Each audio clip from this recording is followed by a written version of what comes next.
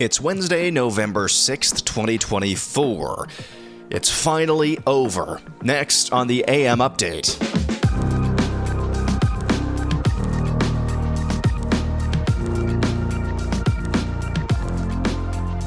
You may notice this morning, as I'm recording this, it's about 1:33 a.m., I'm talking in somewhat of a hushed tone because everybody in the house is asleep, but I wanted to stay up as long as I possibly could because we were getting closer and closer for hours to finding out some results to last night's election.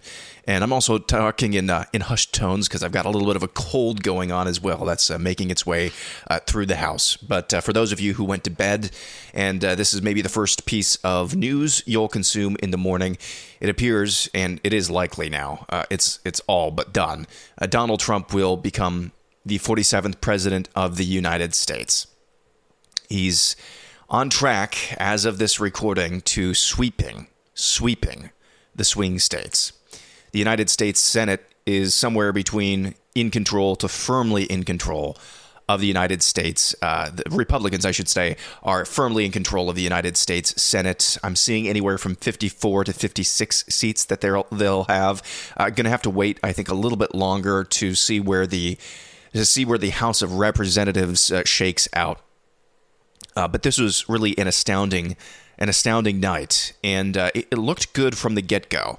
Starting in Florida, and I'm saying get-go, Florida was not one of the first states, but Florida, I mean, Donald Trump won Miami-Dade County by double digits. Miami by double digits. Both Amendments 3 and 4. 3 would have allowed open-air public use of marijuana. Amendment 4, we talked about this a lot on the AM Update, that would have allowed all forms of baby killing. Both of those went down. Also in South Dakota, baby killing amendment went down there as well. I believe it went down in Nebraska, or at least an amendment, I think in Nebraska, that would have enacted a 6-week baby killing ban. I believe that's the amendment in Nebraska. Not the same for the life movement in every state, but a lot better than I was expecting. Really around the map. The news media, so that was just the beginning in Florida. Osceola County in Florida, high Puerto Rican population. I need to check on this again, but if Donald Trump did win that county, he came darn near close to winning it. So apparently that Puerto Rico joke at the Madison Square Garden rally, that didn't have much of an impact, at least not in Osceola County, Florida. The news media took forever to call obvious races that were in the bag for Donald Trump, most notably Georgia. That took forever. North Carolina was a race. That's more understandable because you're not sure how that one was going to go with, as I mentioned yesterday, digging out from the aftermath of Hurricane Helene. Most of the networks and the news outlets did end up calling North Carolina. As I'm taping this, Fox News is the only one to have called Pennsylvania, but it's over there. Perhaps the most surprising of the Rust Belt states, Michigan, where Donald Trump, last checked, is leading by nearly 7 points, 6.5 points. Michigan. Wisconsin. As I'm taping this, that one's almost all reported. He's winning by over 4 points there as well. So what we witnessed, though, tonight was not just a Donald Trump electoral win. This map looks very much like the map that we saw back in 2016 with the exception of Nevada, which went for Donald Trump this time around. There were no major flips on the map. Virginia actually came really close to flipping to the red column. New Hampshire, early on in the evening, it looked like that was maybe going to have a chance to flip. But what we witnessed last night, it was not just, in my mind, a win for Donald Trump. An electoral victory for Donald Trump. Oh, by the way, it appears unless California does something crazy, he's going to win the popular vote. The popular vote. Pretty easily, pretty handily. So that in and of itself is pretty interesting. But we didn't just witness an electoral victory last night for Donald Trump. I think we witnessed a realignment in the making. You look at areas like New York City, the boroughs of New York City, and the support from the Jewish population there, overperforming overall in New York City by a lot, double digits for Donald Trump. Harris underperformed, or you could say Trump overperformed, really amongst every single demographic except for one, and that's college-educated women. And even her showing with them was underwhelming. Every single demographic. I don't know what more there is to say than that. There were exit polls out of Michigan showing Donald Trump winning with people younger than I am by 5 points. Across the board, performing and winning Latino voters. White working class, of course, that was going to be in the bag for Trump as well, but he really performed well with them. I think what we're witnessing could be a major realignment of American politics for the years to come. And that's something that you really can't take for granted. And as more accurate kind of post how the West was won data comes out, we're going to have a better picture of how this was actually won. Here's another one. Trump won Starr County in Texas, the most Hispanic county in America, at 97% Hispanic. He won that by 16 points. Last time it voted Republican, that county, Starr County, was in 1892. That's just incredible. Going back to this, Trump wins a historically large margin of Jewish vote in New York City. I believe this is from a Washington Post or New York Times exit poll. He won 43%, I should say, of the Jewish vote in New York City. That was from a Fox News exit poll. Pardon me. These are demographics that just don't show up in huge numbers for Republicans, generally speaking. The final margin in Florida, going back to Florida, Trump around 13 points. That's 10 points better, give or take, than he did in 2020. You remember that Ann Seltzer poll of Iowa that came out on Saturday, showing Kamala Harris winning the Hawkeye state by 3 points. Donald Trump won by almost 14 points. So across the board, he overperformed, except for with one demographic. That would be white evangelicals. The best data I can see from the exit polling is that only 22% of the electorate was made up of white evangelicals. Those are Romney levels. He won nearly 90% of that vote, but that's kind of a yo moment. By and large, he couldn't have won without that vote, but it's disconcerting that it's not quite as much of his voting bloc as he typically would have needed in years past, in elections past. So there are some odds and ends, kind of some meta-level observations about how this was won. Last night, it was just inexplicable as the hours wound on that especially a place like Georgia, which could have been, at 9, let's just be generous here, 9 p.m. Eastern time could have been called. And that wasn't called until, I want to say, 12 midnight or so, or approaching midnight Eastern time.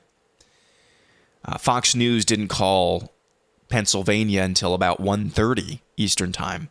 It was really inexplicable, and I got strong PTSD from 2020 because it was around the same time of the night that things really started to slow down. Results really started trickling in. It was about 10 Central, 11 Eastern time where, we're not, nothing really is developing here. But it became clearer and clearer as the results rolled in from Wisconsin, Michigan, I can't believe, and Pennsylvania, that this thing was going to be too big to rig. So, as I've said in the past, if nothing else, this election buys those who stand for the good, the true, and the beautiful a little bit of extra time to regroup, reorganize, and take back the country. I think what we saw last night, though, was more of a mandate. This was a middle finger to the elites of this country. Again, a total out-and-out rejection, whether it was willful or not, but an implicit rejection at the very least, of the policies of diverse, for lack of better term, diversity, equity, and inclusion, which is basically identity politics based on the color of your skin. When you look at, man, and I got to put my hands up and say I'm guilty. It seems like the brothers were flipping. Now, Trump didn't come close to winning the black vote, but the black male vote, especially in places like Georgia, that really came through clutch for him. So this is on pace now to being the most diverse in terms of ethnicity, the most diverse Republican coalition ever. Whether or not this was implicit or explicit or not, this is an implicit pushback to the divisive policies that were really garnered in by Barack Obama back in 2008. That we're going to divide this country once again on race, the cultural Marxism. That's what I think we saw last night. Or earlier this morning. So I think that's kind of the big picture takeaway here. Secondly, the biggest win, of course, is the issue of life. And a few of the areas that surprisingly stood for life, Florida being the most notable among them, with Amendment 4 going down in flames. But I think we really need to talk about this because this speaks to me personally, and maybe it does for you as well. But Donald Trump is a living legend. He really is. He is. You can doubt him. I have. You can dislike him. I have. Although with these long-form interviews that he's done, that's making it harder to dislike him. You can despise him. Many do. Especially on the left. You might not think that he is a living legend. You might be thinking that this is overblown. He is at best a vessel for me. But I'm just going to tell you, you're going to have to deal with the fact that he is a legend, a living legend. You got to deal with that. And that's okay. I say this to myself. I say this as a compliment more than anything else. I mean, they tried to politically assassinate him for the last 10 years over and over and over again. Impeachments multiple times. They tried or allowed actual assassination attempts. They tried to bankrupt him in many ways. Incessant media bushwhackings, specious lawfare on multiple fronts, and that all just unraveled right to their faces. That makes you a legend. So regardless, it doesn't really, what I'm trying to say is it doesn't really matter what anybody, me or you or anybody thinks of Donald Trump. What matters, I think, is that it's just an objective fact. He is a living legend. Now, his legacy is going to be something completely different. His legacy is going to be whether the people who supported him at their local level, as best as they possibly can, for as long as they possibly can, take the momentum and run with it. In whatever way that looks like. Whether that's running for school board, running for state representative, running for fill in the blank, town council. His legacy is going to be determined by the people who put him in this position once again. That's going to be his lasting legacy. And it could be an amazing legacy. So, what a historic night that was last night, earlier this morning. Before my voice gives out, I should probably tap out and say thank you for listening. We'll have more details, probably more media meltdowns. I mean, before the races were even called, all of them, their apparatchiks were already basically conceding it for them.